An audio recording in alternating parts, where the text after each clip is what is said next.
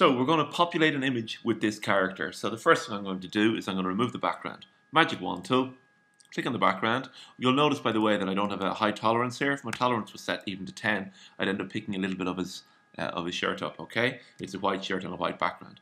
So I'm going to drop that tolerance right down to 1, and I can pick up the background perfectly. That's great.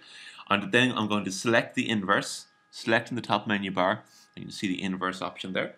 And then I'm going to edit copy, edit paste, so he's on his own layer. Right, we can turn off the other layers. And we can see, choose the move tool here, the top tool, and we can move this gentleman around. That's great. So we can now, because we haven't copied, we can go into the image that we want to put him in, which is here, and I'm going to paste him in, edit paste. Now, you'll notice when you put him in here, there's a little bit of a refine edge function we can do on him. You can also realize that if he wasn't the foreground that close, there's a good chance he'd be slightly blurred. So I'm going to go filter, blur, and I'm going to give it a very slight Gaussian blur, maybe 2 or 3 pixels or something, okay? Now he looks reasonably good there, okay? Now we're going to actually use him on the other side of the street as well. Let's copy and paste him here, edit copy, edit paste, and I'm going to stick him on the other side of the street. It's not walking in the middle of the road. Now he needs to get a fair bit smaller to be on the other side of the street. If you want to find the perspective, just look for options in here. There's other people and stuff in there. I'm sure you guys are excellent at perspective. So I'm hitting Control T there in order to get his size, and so as he doesn't end up getting completely skewed, right? I hold the Shift key as I'm pulling on the corner, so we keep him the same height and width that he was. So now he's across the road there, and he's looking all right. I'll just flip him over so he's walking in a different direction than he was originally. Next thing you'll notice is we've 2 things to deal with. One, you'll notice everybody else here has a slight shadow under their feet. You'll also notice that they're slightly overexposed here in the sunlight. Okay? Have you noticed already? We've been doing some interesting things here with these people, same people. Okay, anyway, back to this guy here. First thing I want to do with him is I want to make him the right size.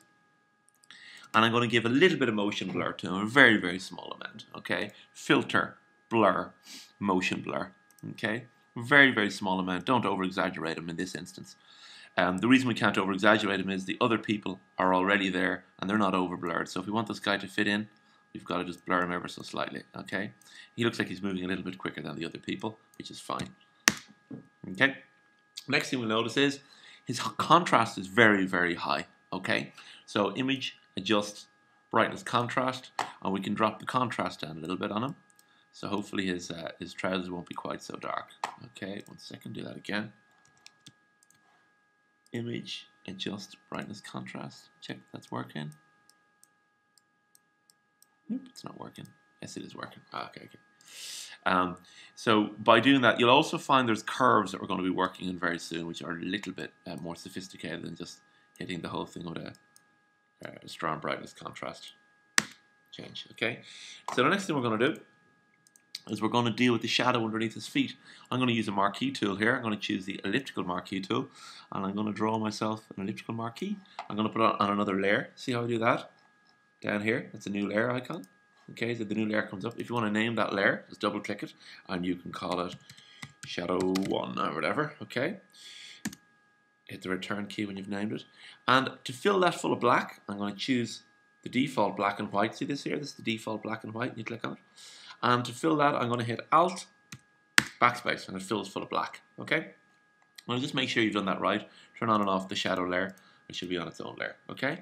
Next thing I'm going to do is I'm going to filter, and I'm going to give that a blur. Okay? Filter, blur, Gaussian blur. And I am going to, 1 or 2 pixels is fine. Okay, I'm going to move that up a little bit there. That's the move tool, you can move it around. And I'm going to drop the opacity of that shadow. Okay, now the best way to deal with a shadow is to find something else that's shadowed and try to match the shadow as best as you can of the other shadow. So that's reasonably close, okay? Now we can copy and paste that shadow. I'm actually alt dragging, by the way, with the move tool. If you alt drag, you end up, see that, making loads of copies of something and new layers. But you can copy and paste, it does exactly the same thing.